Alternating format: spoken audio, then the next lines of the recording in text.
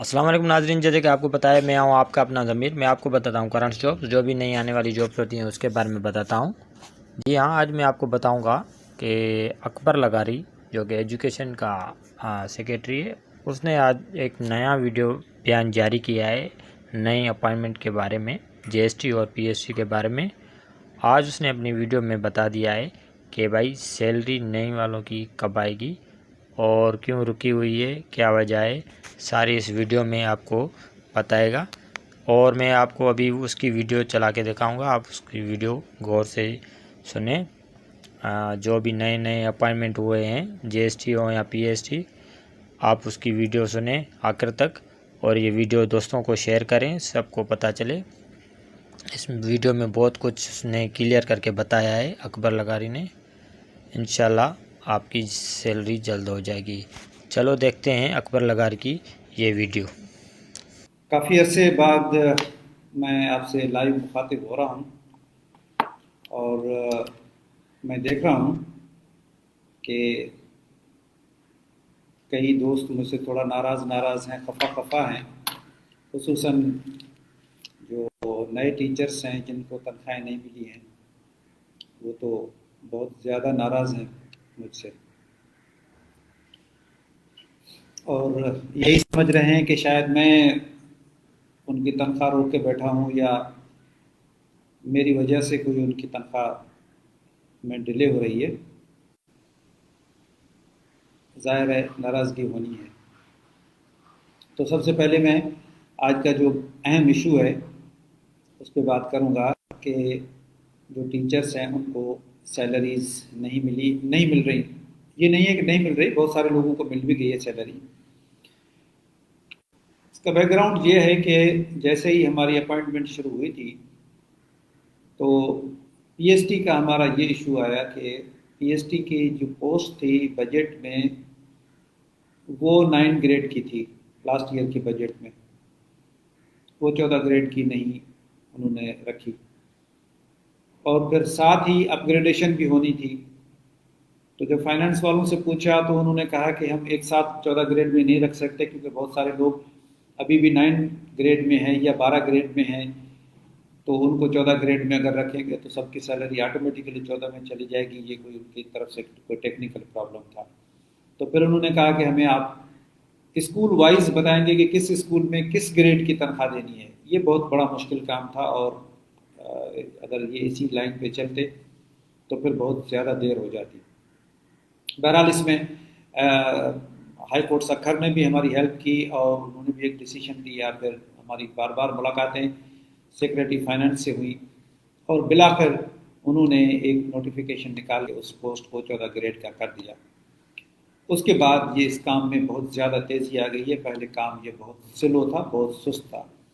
اس کے علاوہ یہ ایشو تھا کہ اے جی سندھ صاحب سے بھی ہماری 2-3 ملاقاتیں ہو چکی تھی، میٹنگز ہو چکی تھی۔ انہوں نے بھی یہ کہا تھا کہ ہم ایک مہینے میں 4-5 ہزار سے زیادہ لوگوں کی آئی ڈی کریٹ نہیں کر سکیں گے، لیکن پھر ہم نے ان کو ریکویسٹ کی، بار بار ریکویسٹ کی کہ آپ اس کو ایکسپیڈائٹ کریں۔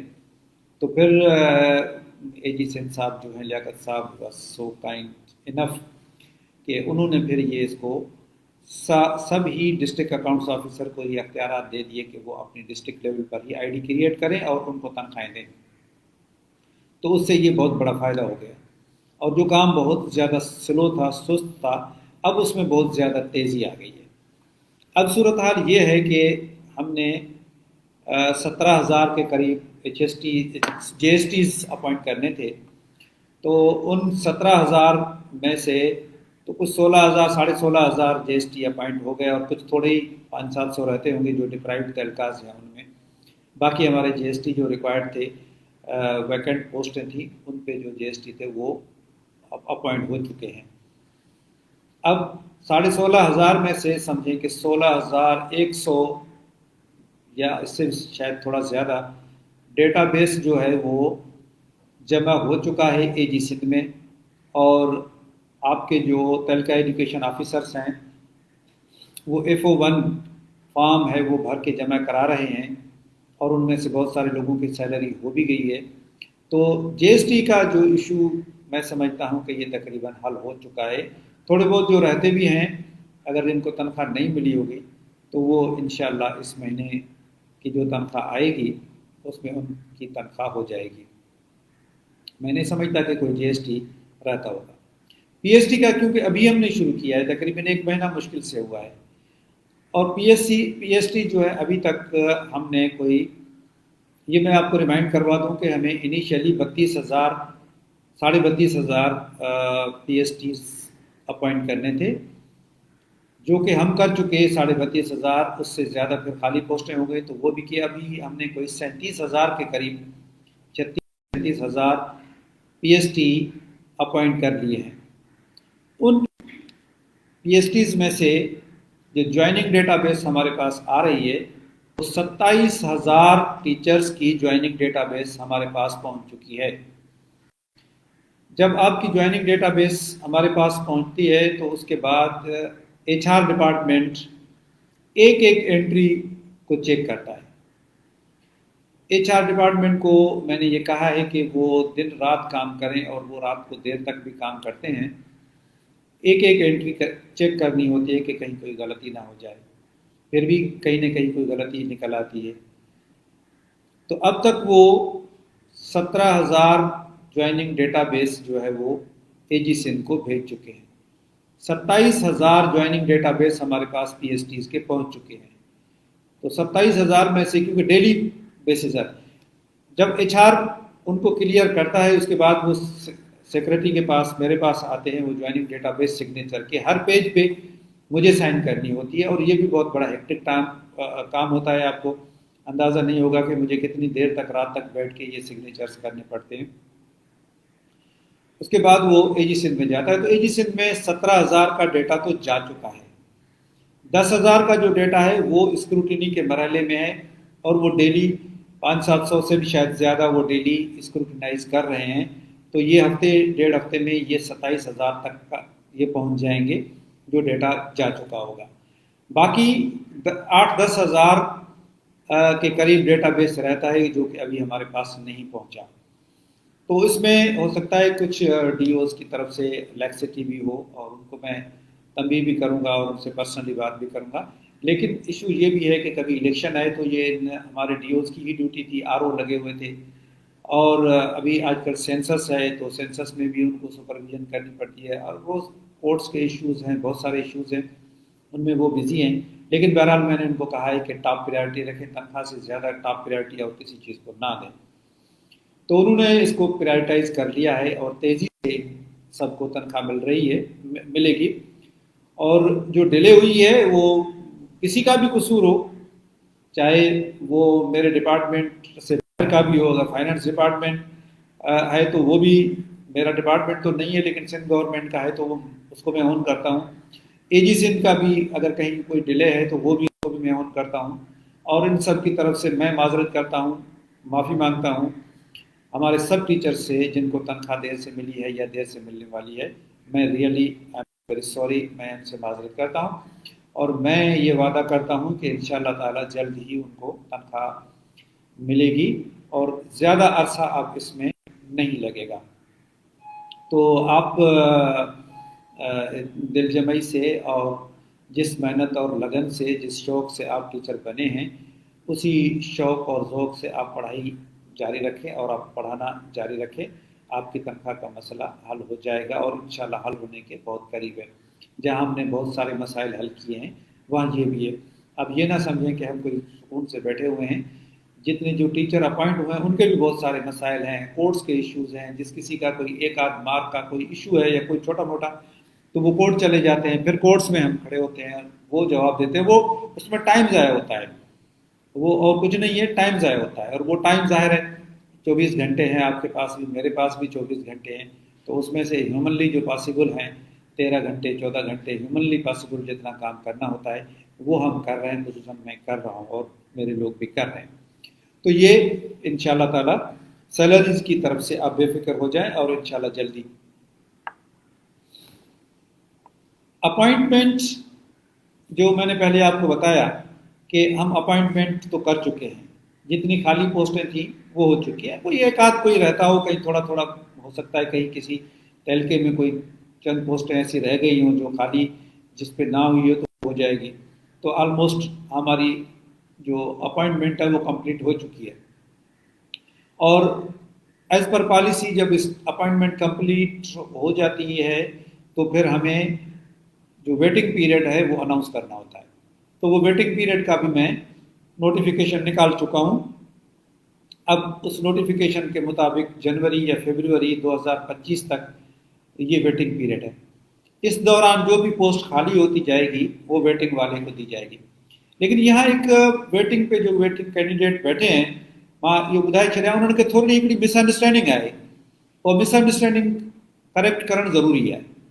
उहा मिसअंडरस्टैंडिंग इहा आहे त हू सम्झनि था जेके बि वेटिंग ते वेठा आहिनि 40 खां मथे उहे सम्झनि था त असां सभिनी खे नौकरी मिली वेंदी. ईअं न आहे. वेटिंग जो मतिलबु आहे त जेका पोस्ट ख़ाली थींदी वेंदी. हाणे हिकिड़े तहलके में जेकॾहिं 400 वैकेंसीज़ हुयूं ऐं उहे 400 वैकेंसीज़ फिल थी वियूं त उनखां पोइ वैकेंसीज़ क्रिएट केतिरियूं थींदियूं. 400 ते जेकॾहिं 10% बि थी वञनि 2 सालनि जे दौरान त मां सम्झां थो त वॾी ॻाल्हि आहे. 400 जी जॻह ते जेकॾहिं ॿियूं 40 क्रिएट बि थी वञनि. कीअं? उहो ईअं त को टीचर रिटायर थिए थो या कंहिं टीचर जी प्रमोशन थी वञे थी, PhD जी प्रमोशन थी वञे थी HST में, त पोइ उहा पोस्ट PhD जी ख़ाली थी वञे थी, या को JST थी वञे थो, या हिन वक़्तु हाणे जेके असां कुझु नौकरियूं अनाउंस कयूं आहिनि, तक़रीबन 4800 नौकरियूं आहिनि, जंहिंमें HST जंहिंखे SST चवंदासीं हाणे सेकेंडरी स्कूल टीचर, ऐं उनखां सवाइ सब्जेक्ट स्पेशलिस्ट, हेड मास्टर्स ऐं तहलका एजुकेशन ऑफिसर्स, इन्हनि जे लाइ असां कोई 4800 पोस्ट. त इन्हनि 4800 पोस्टुनि मां बि घणो करे 50% त असांजा उहे टीचर ईंदा आहियूं, 50% खां मथे जेके ऑलरेडी अॻे PhD JST आहे. त उहे पोस्टूं बि ख़ाली थी वेंदियूं. त उन्हनि पोस्टुनि ते बि ॿिया कैंडिडेट अची वेंदा. त हिकिड़ी पोस्टूं ख़ाली थींदियूं रिटायरमेंट जूं. ॿियो ख़ुदा न ख़ास्ता ज़िंदगी मौत हर कंहिं ते आहे, कंहिंजो इंतकाल थी वञे थो त ख़ाली पोस्ट थिए थी, प्रमोशन जे ज़रिए ख़ाली पोस्ट थिए थी, कंहिंखे ॿी नौकरी बहितर नौकरी मिली वञे थी त उहो नौकरी छॾे हलियो वञे थो, पोइ ख़ाली थिए थी. लेकिन उहे एतिरियूं ख़ाली नथियूं थियनि जो सभिनी कैंडिडेट्स खे अकोमोडेट करे छॾिजे. त इन करे इहा ग़लतफ़हमी दूरि थियणु खपे. मूं ते मैसेज ईंदा आहिनि मूं वटि, या माण्हू खणी ईंदा आहिनि साईं थर्ड फेज़ करणु शुरू थींदो ऐं असां इंतज़ारु करे करे थकी पिया आहियूं. इंतज़ारु त हूंदो ई थकाईंदड़ आहे. इंतज़ारु करण बि को कंहिं शइ जो सुठो त हूंदो कोन्हे, मज़ेदार इंतज़ारु त को हूंदो कोन्हे, तकलीफ़ दह ई हूंदो आहे.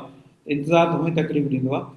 पर इहो ॿुधाए छॾिजे त जेके बि इंतज़ार में वेठा आहिनि उहे 5 खां 15 ग्रेड ते ॿियूं जेके नौकरियूं आयूं आहिनि या ॿियनि नौकरियुनि में जिते अचनि थियूं उते ज़रूरु अप्लाई कनि. इहो ज़रूरी न आहे त उहे सभु जा सभु अकोमोडेट थियनि. इहो पॉसिबल कोन्हे, इम्पॉसिबल आहे. त इन करे तमामु थोरा माण्हू हूंदा जेके कंहिं तहलके में हिकिड़ी पोस्ट ख़ाली थींदी महीने में, कंहिं में 4 पोस्टूं ख़ाली थींदियूं, कंहिं में 5 पोस्टूं 10 पोस्टूं ख़ाली थींदियूं. त उहे महीने में उहे पोस्टूं 8-10 माण्हू या 10 माण्हू या 4 माण्हू खया वेंदा. ईअं कोन्हे त 200 माण्हू इंतज़ार में वेठा आहिनि त 200 माण्हू थी वेंदा. हा, जेकॾहिं उन इलाइक़े में नवां स्कूल खुलनि था या उन इलाइक़े में कोई सुभाणे ॿार वधी वञनि था, ॿार वधण जे करे उस्तादनि जूं जॻहियुनि जी ज़रूरत महसूसु थिए थी, त पोइ फाइनेंस डिपार्टमेंट खां असां SNE कराईंदासीं ऐं पोइ उहे थींदा. लेकिन इहो SNE क्रिएट कराइणु, नवां उस्ताद जेके नयूं पोस्टूं पैदा करणु, इहो हिकु ॾुखियो कमु आहे. इहो आसानु कमु कोन्हे त साईं असां हिकिड़ो लेटर लिखियो वयूं ते SNE साल में हिकु दफ़ो क्रिएट थींदी आहे.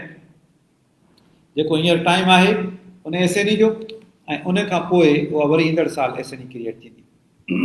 इहा पॉइंट बि मूं क्लियर करे छॾी. त महिरबानी करे इन ॻाल्हि ते एतिरो ज़ोर न ॾियो त कोई सभु जा सभु जेको आहे उहे अकोमोडेट थी वेंदा.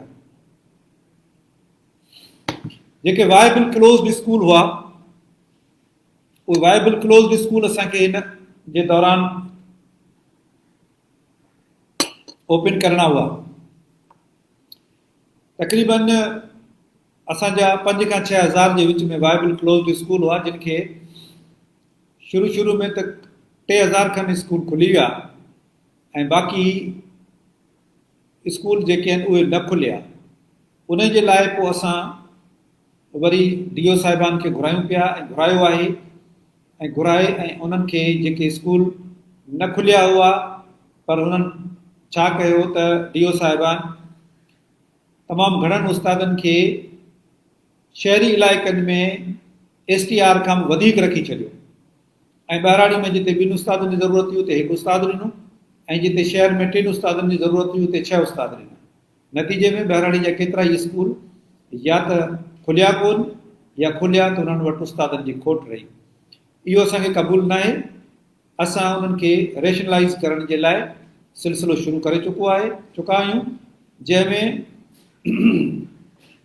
असां उमरकोट, थरपारकर ऐं दादू ऐं मटियारी असां करे चुका आहियूं। तंहिंजे करे उतां असां जेके सेटल्ड या जेके शहरनि में जेके टीचर हुआ उन्हनि खे असां ट्रांसफ़र करे ॿाहिराड़ी में रखियो आहे, छो जो टीचर इहो नथो चई सघे त मूंखे मुंहिंजे घर जे पासे में नौकिरी ॾियो। टेलके में असां उनखे किथे बि रखी सघूं था, त उहे असांखे बंदि पियल स्कूल खोलणा आहिनि ऐं हेसि ताईं असां 5100 बंदि पियल स्कूल खोले चुका आहियूं। ऐं जंहिं उस्ताद जी असांजी रिप्लेसमेंट थिए थी, हाणे मूंखे कंहिं ॿुधायो त मुंहिंजे ई शहर हाला में हिकु रेलवे कॉलोनी जो हिकिड़ो स्कूल आहे जंहिंमें 10 उस्तादनि जी ज़रूरत आहे ऐं उते 26 उस्ताद मौजूदु आहिनि। ॻोठनि में जिते घणनि उस्तादनि जी ज़रूरत आहे उते उस्ताद कोन थो लभे ऐं शहर में जिते 10 उस्तादनि जी ज़रूरत आहे उते 26 उस्ताद रखिया विया आहिनि। त उते आउं 10 छॾे बाक़ी 16 उस्तादनि खे ॻोठनि में ट्रांसफ़र कंदुसि ऐं बल्कि करे चुको आहियां। अहिड़े नमूने सां ॿियनि शहरनि में बि ईअं थींदो। इन ते ज़रूरु कंहिंखे तकलीफ़ ईंदी, जेको शहर में वेठो हूंदो सेट थियो उनखे ॿाहिराड़ी में वञिणो पवंदो स्कूलनि जे लाइ।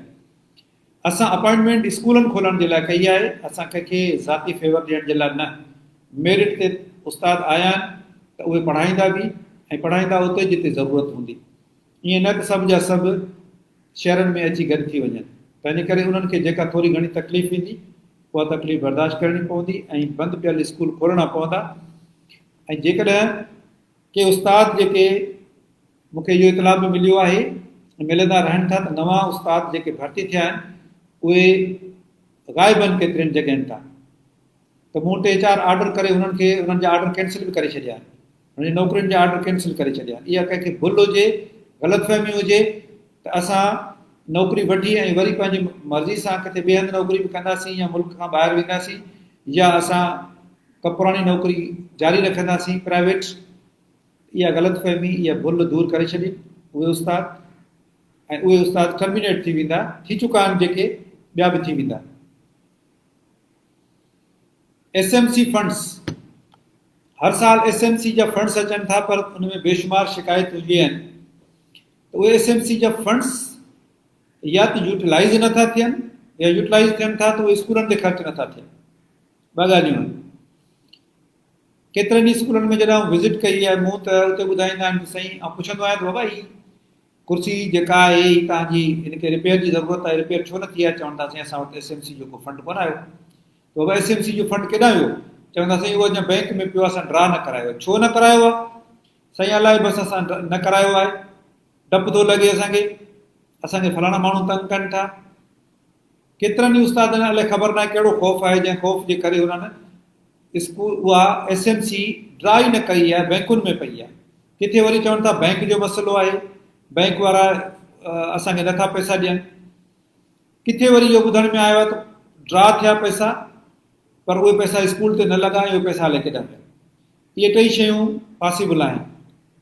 हिन भेरे असांजी कोशिशि आहे त अप्रैल ताईं SMC फंड्स स्कूलनि ताईं पहुची वञनि ऐं मई में उहे ज़रूरत मुताबिक़ उहे ख़र्च थियनि।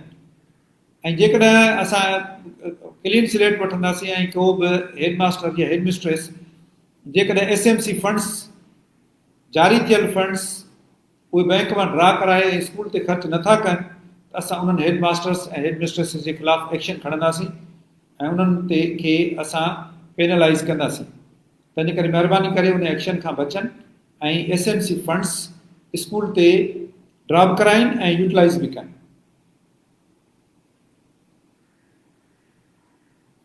हिकिड़ी ख़ुशख़बरी आहे उन्हनि नौजवाननि जे लाइ, छोकिरनि ऐं छोकिरियुनि जे लाइ जिन वटि डिग्री आहे, आर्ट जी डिग्री आहे, फाइन आर्ट्स जी डिग्री, फाइन आर्ट्स जी 2 सालनि वारी डिग्री हैदराबाद में भी थिए थी, सॉरी सिंध यूनिवर्सिटी में थिए थी ऐं कराची में थिए थी ऐं शायदि ॿियनि यूनिवर्सिटीज़ में बि थींदी हूंदी।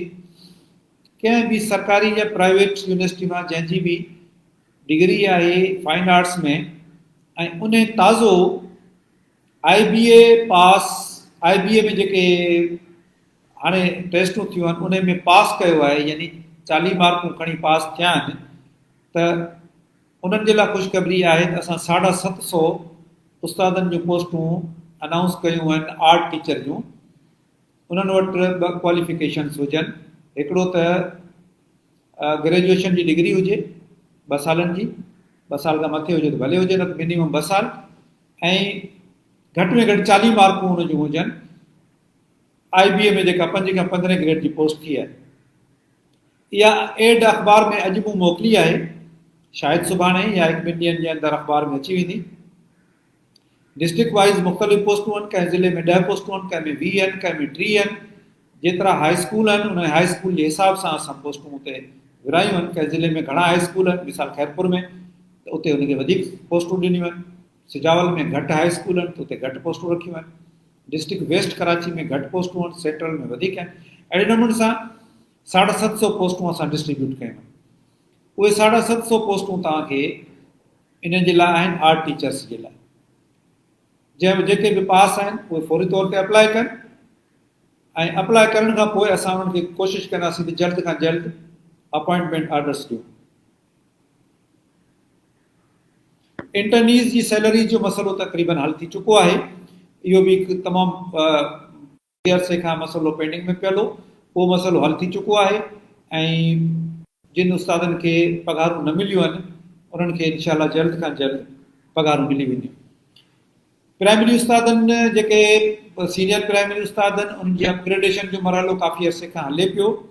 कुझु डिस्ट्रिक्ट्स रहिजी विया आहिनि, शायदि हैदराबाद डिवीजन जा, त उन्हनि ते बि तेज़ी सां कमु हलंदड़ आहे ऐं उहे उस्ताद जल्द खां जल्द जेके रहियल आहिनि अपग्रेड थी वेंदा, ऐं अपग्रेड उहे उन ई डेट खां थींदा जंहिं डेट खां ॿिया उस्ताद अपग्रेड थिया आहिनि। तंहिंजे करे हुन में परेशानी जी का बि ॻाल्हि न आहे। जंहिं बि डेट खां ॿिया उस्ताद अपग्रेड थिया आहिनि उन साॻी डेट खां सॼी सिंध जा सभई PhD सेम डेट खां अपग्रेड सम्झा वेंदा। ॿियो, नौजवान जेके टीचर असां वटि आया आहिनि उन्हनि सां हिकिड़ी शिकायत मूंखे इहा मिली आहे त उन्हनि जी जेका इंडक्शन ट्रेनिंग हले पई, उन इंडक्शन ट्रेनिंग में उहे उन्हनि जी ड्यूटी बि लॻे थी, पर उन्हनि मां कुझु उस्ताद नथा पहुचनि। पोइ मजबूरन असांखे उन्हनि ते को एक्शन खणणो पवंदो, लेकिन मां सम्झां थो त उहे ईअं न कनि त बहितर आहे। एक्शन खणण खां पहिरीं ई उन्हनि खे ट्रेनिंग त करणी आहे, अॼु करणी आहे सुभाणे कनि, बहितर आहे त उहो करे वठनि। छो जो असां जेकॾहिं कंहिं 40 उस्तादनि जे लाइ हिकिड़ो क्लासरूम अरेंज कयूं था ऐं उन में जेकॾहिं 27 ॼणा पहुचनि था त उहो असां जे लाइ हिकु मुश्किल आहे। उन ट्रेनिंग पोइ उहा ड्रैग थी वेंदी ऐं उन ते ट्रेनिंग ते ख़र्चु अचे थो, छो जो जेको रिसोर्स पर्सन आहे उनखे पेमेंट त असां 27 ते ओतिरी कंदासीं, 40 ते ओतिरी कंदासीं। तंहिंजे करे हाणे इहा शिकायत महिरबानी करे न अचणु खपे त उस्ताद ट्रेनिंग ते नथा पहुचनि। ऐप जो मसइलो अॼुकल्ह तमामु घणो आहे ऐं ऐप जे मसइले ते अॼु बि हाई कोर्ट में हियरिंग हुई जनाब चीफ जस्टिस साहब वटि, ऐं चीफ जस्टिस साहब इन मामले ते सीरियस आहिनि इलाही, ऐं उहे चवनि था एनी हाउ इन ऐप खे कमु करणु खपे ऐं उस्तादनि खे हाज़िरी लॻाइणु खपे। उन जे लाइ जेके शिकायतूं अचनि थियूं त ऐप कमु नथी करे या टेक्निकल इश्यूज़ अचनि था, त उन्हनि टेक्निकल इश्यूज़ खे असां NITB खे असां उहे ॿुधाईंदा आहियूं ऐं उहे हल करण जे लाइ उहे कोशिशूं वठनि पिया। तंहिंजे करे हिन खे को इशू ठाहिण जे बजाए हिन खे टेक्निकल इशू आहे त टेक्निकल तरीक़े सां ई हल थींदो ऐं इंशाअल्लाह हल थी वेंदो। एसी ताईं ऐप जे सिलसिले में असां कंहिं ते को एक्शन न खयो आहे, छो जो ऐप अञा पंहिंजे प्रिलिमिनरी मरहले में आहे ऐं अञा तजुर्बाती मरहले मां गुज़रे पई। ऐं केॾी महिल आऊं या मुंहिंजा ऑफिसर असां अची वेंदासीं अचानक कंहिं स्कूल में मॉर्निंग टाइम ते ऐं इवनिंग मोकल जे टाइम ते बि चेक कंदासीं पाण त उहा ऐप उते कमु करे थी या न। ऐं मञा थो त उस्तादनि जूं इन में शिकायतूं जेन्युइन शिकायतूं बि आहिनि, पर उनखे को मज़ाक़ अंदाज़ में पेश करण के बजाय एक संजीदह तरीक़े सां उन शइ खे पेश कजे। कुझु उस्ताद उनखे मज़ाक़ ख़ैज़ अंदाज़ में अजीबो ग़रीब फ़ोटो ठाहे 8 फ़ोटोज़ ऐं खणी बीठा हूंदा आहिनि, त इहो उन खां बहितर तरीक़ो आहे त सोबर तरीक़े सां तव्हां पंहिंजो मसइलो असां ताईं पहुचायो, जेको असां ताईं पहुचायो वियो आहे ऐं असांखे हुनजो इदराक आहे, मसइलो पंहिंजी जॻह ते मौजूदु आहे, तंहिंजे करे उन मसइले खे टेक्निकल तरीक़े सां हल कंदासीं। इन खां अलावा ॿिया बि केतिरा इशूज़ नंढा वॾा हूंदा जिन ते वक़्तन फ़वक़्तन ॻाल्हाईंदा रहंदासीं। बाक़ी जेके मेजर इशूज़ हुआ, जॾहिं 1.5 साल पहिरीं मूं जॉइन कयो हो त बेशुमार इशूज़ हुआ। उन्हनि बेशुमार इशूज़ आहिस्ता आहिस्ता उहे वॾा इशूज़ सभु हल थी विया।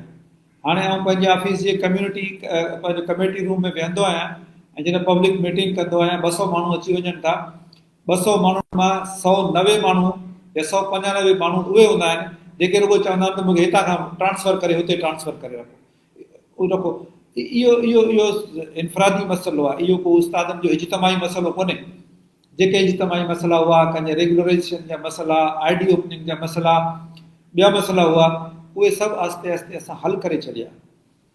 बाक़ी डिपार्टमेंट वॾो आहे, ज़ाहिर आहे छोटा मोटा मसइला थींदा रहंदा ऐं उमेद त असां तव्हां सां गॾु हूंदासीं। असां सभिनी खे गॾिजी तालीम जे भले जे लाइ कमु करिणो आहे। एजुकेशन डिपार्टमेंट कंहिंजे लाइ आहे? उहो तव्हांजे लाइ आहे, असांजे लाइ आहे, अवाम जे लाइ आहे, माण्हुनि जे लाइ। उन खे बहितर करण जे लाइ जेकॾहिं असांखे का क़ुर्बानी ॾियणी पवे थी, वक़्त जी क़ुर्बानी, एफर्ट्स जी क़ुर्बानी, त उहा असांखे ॾेई बि मिसाल क़ाइमु कयूं। जीअं अॻे ॿुधंदा आहियूं उस्ताद हूंदा हुआ जिन असांखे पढ़ायो या उन्हनि उस्तादनि खे जिन खे उस्तादनि पढ़ायो, उन्हनि जा मिसाल ॿुधंदा आहियूं त केतिरी डेडिकेशन उन्हनि जी हूंदी हुई। कोई ट्यूशन जो कंहिं ज़माने में सिस्टम न हूंदो हो, शाम जे टाइम ते बि उस्ताद पढ़ाईंदा हुआ ऐं उन्हनि डेडिकेटेड उस्तादनि जिन तव्हांखे पढ़ायो आहे, ओड़ा ई उस्ताद थियो, उन्हनि खां बहितर उस्ताद थियो। उस्ताद हमेशह चाहींदो आहे त मुंहिंजो शागिर्द मूंखां बहितर थिए। तव्हां पंहिंजे उस्तादनि खां बि बहितर उस्ताद थी ॾेखारियो त सिंध जरकी पवंदी। साथ सलामत। Thank U.